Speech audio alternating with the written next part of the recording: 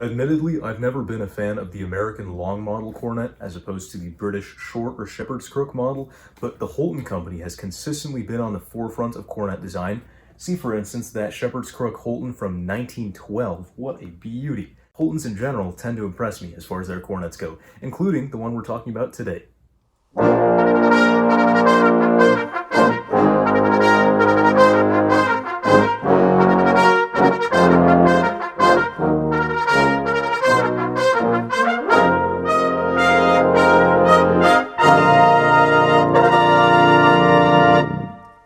Hey there everybody, this is your host Sam here. Hope you're all doing well today. Welcome to the Samuel Plays Brass channel and to Scholastic Brass Month, where we talk about lots of student grade and school grade brass instruments. Stay tuned to learn more about this awesome Holton Collegiate large bore cornet from 1956.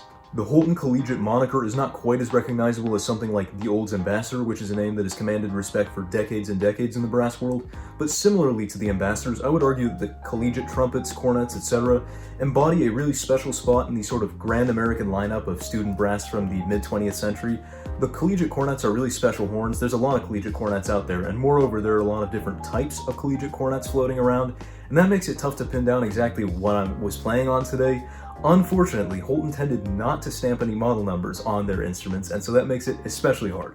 Most people would call this instrument a C602 model cornet, which is admittedly not far off. There are very many similarities between whatever this is and the 602, and many people might just call it a 602 and just write it off as that. The trouble, the elephant in the room here, is this. If we are to trust the Holton Loyalist serial number list, which tends to be pretty accurate, then this instrument was made sometime in 1956. And the 602 would not have been in production until several years after this instrument was created. So I don't think this can be a 602, and that sent me on sort of this little spiraling deep dive. I took my friend Ron Berndt's book, A Timeline of Trumpets. By the way, Ron Berndt is the guy who sent me that fancy toy to play with. Ron is quite the Holton enthusiast and also quite the trumpet historian, so I think he knows a thing or two about what we're dealing with.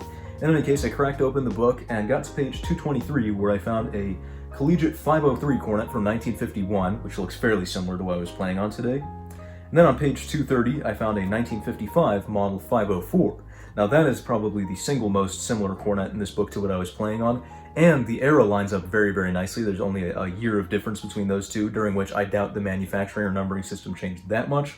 So we might reservedly call the cornet I've played today a 504, but it's tricky to know exactly. In any case, these Holton long cornets were based on the pre-war and sort of World War II era designs of the Model 28 and 29. There's a picture of a Model 29 from 1947 on page 218 of that book. And so that's kind of as close as I can get. You can make of all that whatever you will. This has been a really nerdy and inconclusive segment, but in any case, all that to say, this is quite an old model collegiate cornet. It's not like the modern 602s, and therefore it's got some slightly changed and slight deviations, we'll say, in the features. If you manage to find one of these horns with its original case, you'll notice it's a very pretty design. I like this case a lot. It's got a Collegiate by Holton emblem and a really cool design overall. The bell inscription also lets you know at least approximately of what you're playing on, even if it doesn't have a model number. It says Holton Collegiate, Elkhorn, Wisconsin, USA. Now this cornet in particular has a large bore that I measured out to 0.468 inches on using a set of calipers. The calipers can be a little fussy sometimes, but that should be at least within the right neighborhood. And 468 is also a pretty common bore size for large bore cornets, so we'll go with that. One of the cooler features about this instrument are the valves. If you take one of the valves out, you'll notice top-sprung pistons that have this interesting external spring that you don't often see anymore, and these disc valve guides that are unidirectional. You can't put them in wrong. As long as you twist until you hear the click, you know the valve has the proper orientation. This is in contrast to modern valves, which almost always have this two-pronged valve guide that mean you can put the valve in 180 degrees around even after you hear the click, which will block the air off. And so these sorts of valves, these older ones, are actually pretty nice for beginning students who might not be as attentive to details like, oh, is the valve number facing towards me? And they might accidentally put the valve in 180 degrees the wrong way around, even if they do hear the click. So I really like the unidirectional ones. This instrument also has these interesting underslung water keys as opposed to the levers usually facing upward. It makes them a little bit harder to reach, but there is some harkening to the Olds Ambassador and Martin Committee cornets. And so it's interesting to see how that influence kind of manifests over that general era of manufacture. And that leads us to a disadvantage of this particular collegiate, though not all Holton Collegiates out there. This particular one does not have a first slide saddle or a third slide ring for tuning on the fly. Most modern instruments will have both of these so that you can choose which one you want to pull to adjust tuning on notes like low D and C sharp, which tend to be quite sharp. And so you pull those slides out to compensate a little bit and bring the pitch down. Unfortunately, you cannot do that on this instrument on the fly unless you actually reach around and physically pull on the slide, which is fairly slow on this instrument, so you wouldn't want to do that.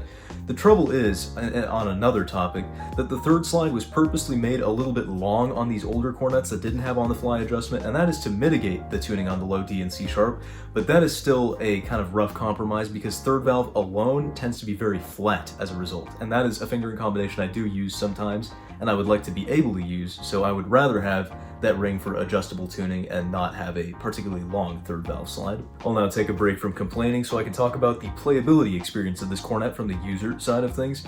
In any case, I find this to be a really fun horn to play. It projects very well and you can get really loud on it, but it does feel comfortable to play at just about any volume, and at the softer dynamics it does have quite a lot of subtlety for an American cornet.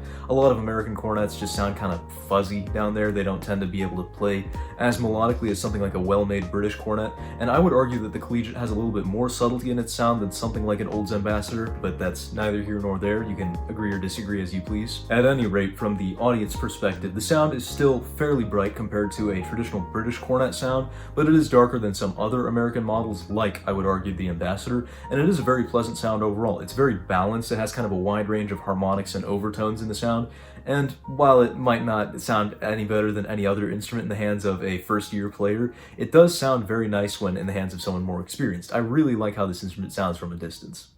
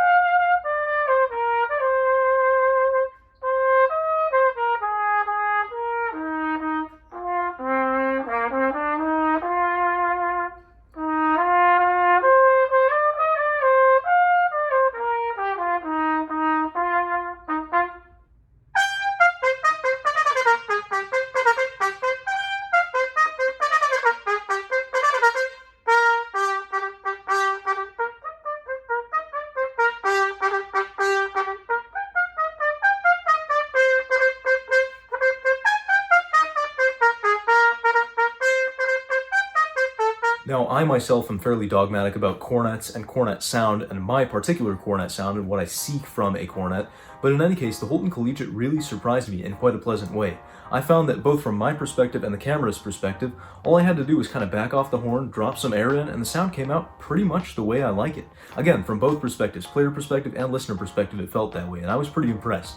This horn also has a very versatile sound depending on which mouthpiece you use, which is kind of another rabbit hole. I guess I'll get into that. Another nerdy segment incoming, of course. I started playing this horn with a Con 4, which is, I have my own set of complaints about it, but I think it's a fairly good beginner mouthpiece. It's balanced in the sense that it's not too unapproachable. It's not a bathtub mouthpiece like some traditional British cornet pieces are, but in any case, it has a little bit of a deeper cup than something like a trumpet mouthpiece, and I think it sounds fairly pleasant on the instrument. It has sort of a bold and regal sound that you still can back off of and make sound a little bit more subtle if you try.